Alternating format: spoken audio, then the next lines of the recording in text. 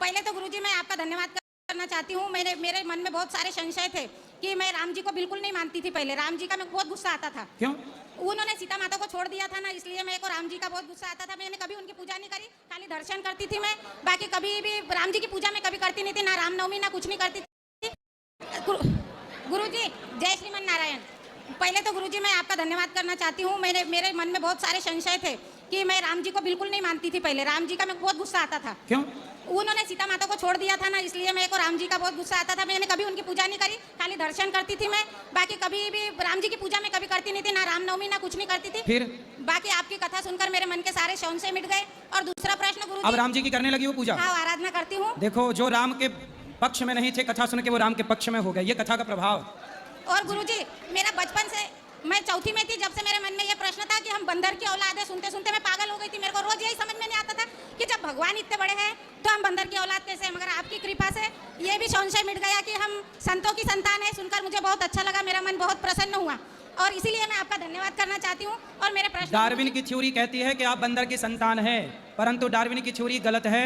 हम भारत के लोग बंदर की औलाद नहीं, ऋषि मुनियों की संतान हैं, इसलिए हम लोगों का गोत्र होता है। डार्विन की थ्योरी सही नहीं है, ये वाली थ्योरी।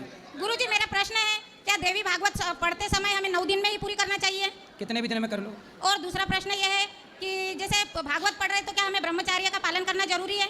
आप भागवत जी पढ़ें, अध्ययन के हिसाब से करें और ब्रह्मचर्य का पालन करें तो अच्छा है, वरना आप घर में हैं और गृहस्थ में हैं, आप पढ़ते रहें, कोई दिक्कत नहीं।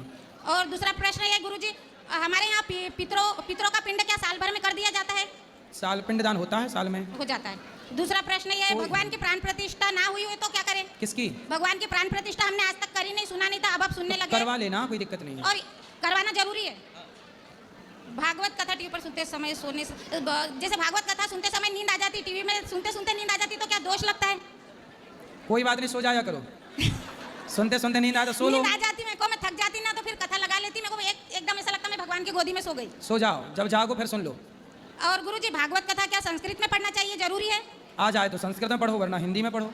संस्कृत पढ़ने की इच्छा है गुरुजी मेरी। आपने बोला था कि आप जुलाई महीने से चालू करोगे, अगले साल बोला था। हम रास्ता ही देखते रहेंगे कि गुरुजी सिखाएंगे। करेंगे, जल्दी करेंगे। बहुत बड़ी तैयारियां लगती हैं हर काम के लिए, करेंगे जरूर।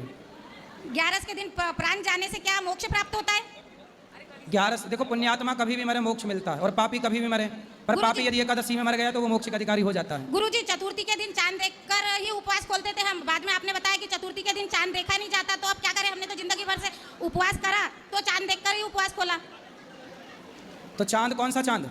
चतुर्थी के दिन, जैसे पहले चतुर्थी करती थी ना। कौन सी चतुर्थी? ऐसे महीने की चतुर्थी। ऐसा है कि करवा चौथ का चांद तो देखा जाता है, पर गणेश चतुर्थी का चंद्र